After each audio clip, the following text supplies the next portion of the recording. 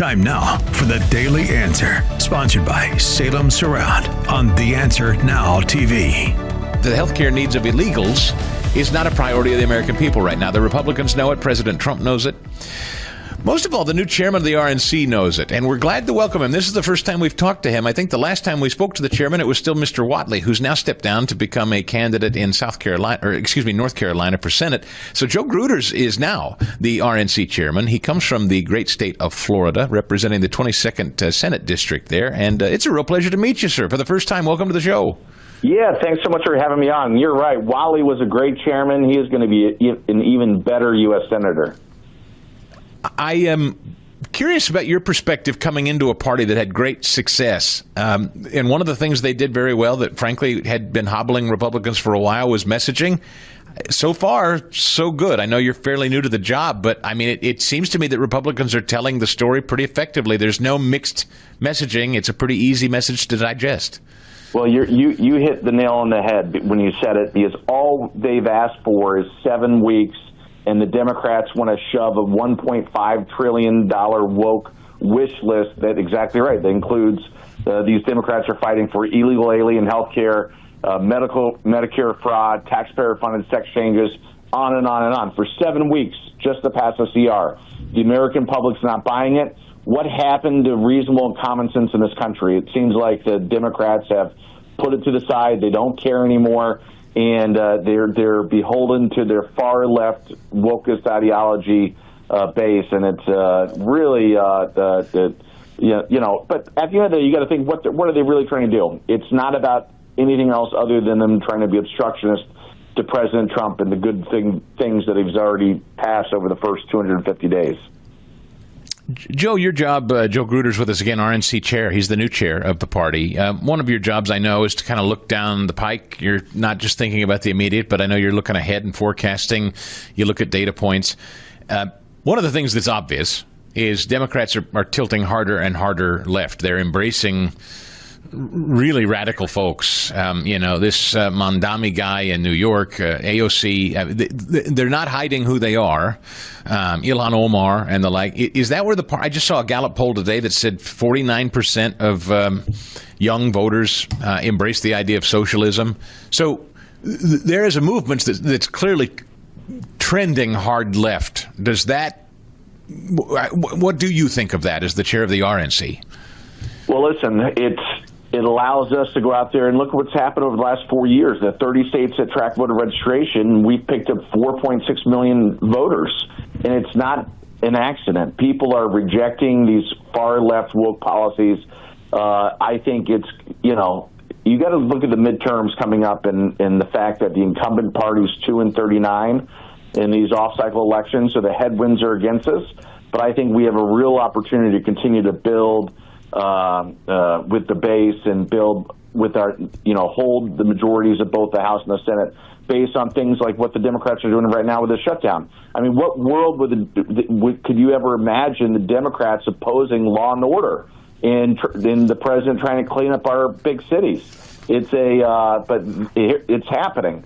And Mondami, in what he's going to do in New York, and the fact that has an overwhelming majority right now, it's a sad thing, but at the same time, this is what the Democrat Party has become. They've become the party of the far left.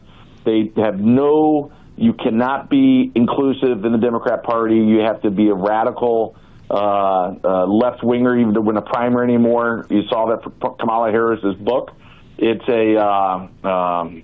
But listen, we're doing everything we can to mobilize our voters in the races that we have right now, and we're going to continue to fight all the way and try to share the president's good work that he's done for the American people, and we're going to hope that reasonableness and common sense wins out.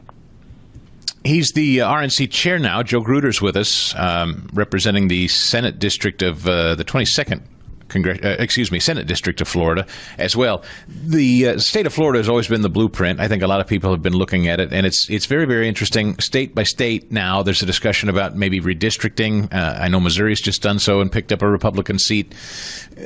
Are there other states? How many other states do you think, like Texas and Missouri now, could redraw a map or are looking at it ahead of next year?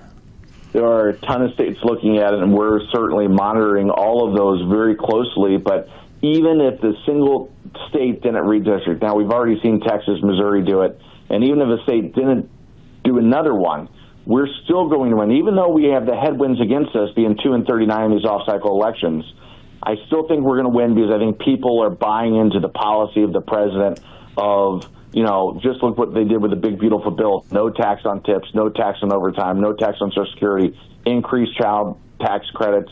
There's been nobody that's been fighting for the American people more than the president. And what do the Democrats do in response?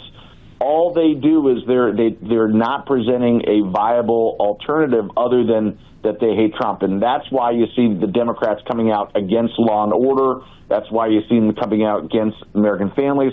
But they are willing to stand up and say, hey, we're not going to pass this clean CR unless there's free legal health care benefits and taxpayer-funded sex changes. They're living in an alternative universe.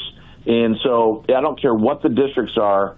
I think that if we continue to communicate effectively, we're going to see a lot of success, and we're going to try to make sure that we return the majorities, both the House and the Senate. Otherwise, the Democrats have already said what they're going to do with the president. They're going to impeach him. They're going to obstruct him, just like what they're doing right now. They're going to hold things hostage.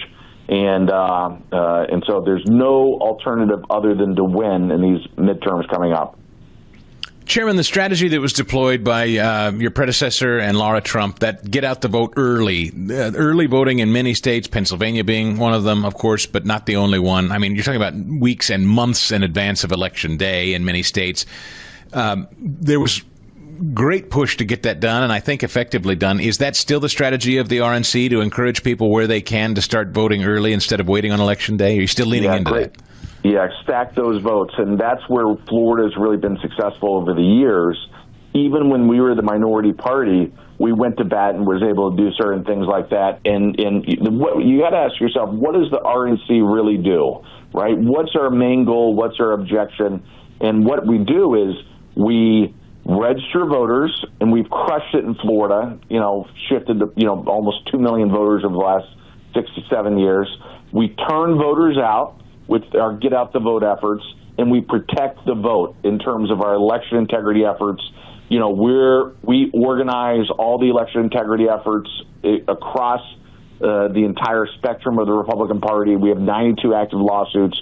We're going into states like Pennsylvania and other states to try to make sure that we make it as easy as possible to vote, but as hard as possible to achieve one citizen, one vote.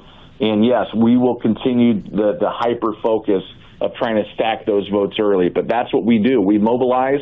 We'll continue the good work that they started, and we're going to crush the Democrats on that effort specifically. How many new seats do you think you could acquire outside of the straight head-to-head elections? I know that's, a different deal. But, I mean, in terms of seats picked up, 5 in Texas, 1 in Missouri, so we got 6 new, ostensibly we believe 6 new Republican seats perhaps so far? Yeah, listen, time will tell, because we have California, the Prop 50. That's going to reverse the gains you've had in those states in Texas and Missouri if we can't defeat that, which we're trying to do. But listen, we're going to pick up plenty of seats. And then don't forget, there's 13 seats out there that the president won, that the Democrats, their congressional candidate won. And so that's our top target. And without redistricting, there's about 46 competitive races out there. We think with the messaging, all these issues that the president is championing, they're massively popular with the American people, and I think that we will be able to effectively communicate. We will be able to have the resources to go out there and win some of these districts. And you got to remember what we've done this time that we may not have done successfully in the past is recruit the right candidates for the right races. That's right. That's right. Chairman, I got to leave it there, but I want to have you back as soon as we can. Thanks for your time. Chairman Gruters. For full shows, live and on demand, it's Salem News Channel. Stay informed anytime, anywhere with the Salem News Channel and 9:30 a.m. TheAnswer.com. This has been The Daily Answer, sponsored by Salem Surround on The Answer Now TV.